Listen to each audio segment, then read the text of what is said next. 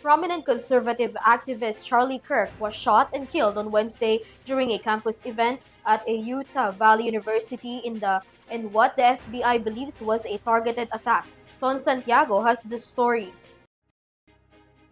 Conservative activist and commentator Charlie Kirk was shot dead on Wednesday, September 10, while speaking at Utah Valley University.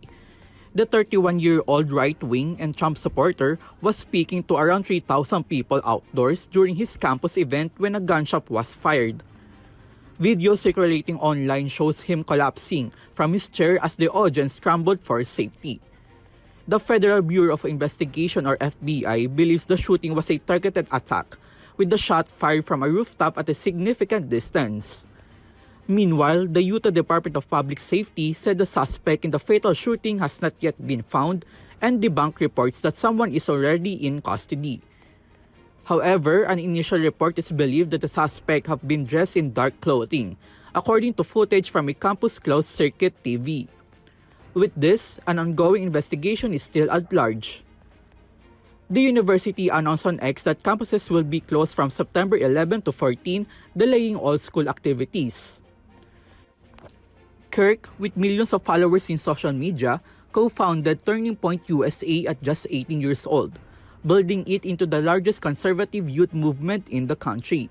He was known for fiery speeches, combative campus debates, and outspoken yet controversial positions on issues like immigration, race, and gun rights.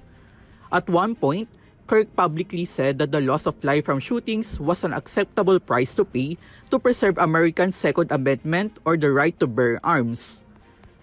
On the other hand, President Donald Trump ordered flags lowered to half-staff nationwide, calling Kirk great, even legendary, and crediting him with inspiring America's youth.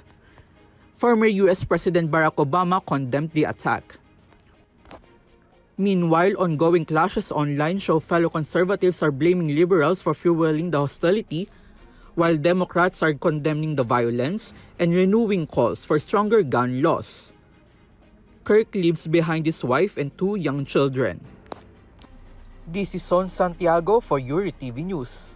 Hi, I'm Alvin Pelabello. Catch the late night news on EuroTV News Thread only here at EuroTV Philippines. You may also watch our delayed telecast at Pinoy Extreme Cable Channel. Also, don't forget to visit our website eurotvph.com for more news and information.